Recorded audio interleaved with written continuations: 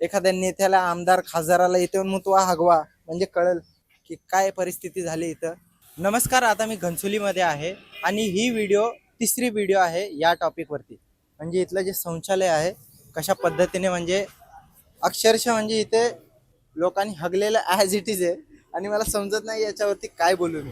आणि स्टील इथे पाण्याची प्रॉब्लेम आहे, नंतर लाईट नाहीये, रात्रीच्या वेळेला खूप जास्त प्रॉब्लेम होतो आणि त्याच्यानंतर ही मुतारी आहे. म्हणजे इथे एवढा घाण वास येतो, गलिच्छ दलिंदर परिस्थिती झालेली आहे या बाथरूमची. आणि असेच बाथरूम पूर्ण नवी मुंबई महानगरपालिकेच्या हद्दीमध्ये एखाद्या नेत्याला, आमदार, खासदाराला इथे मुतवा हगवा म्हणजे कळल की काय परिस्थिती झाली इथं.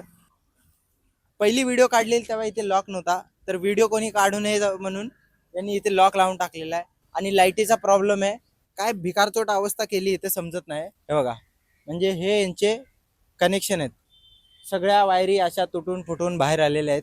आणि याचं क्रेडिट कोणाला द्यायचं हेच समजत नाही.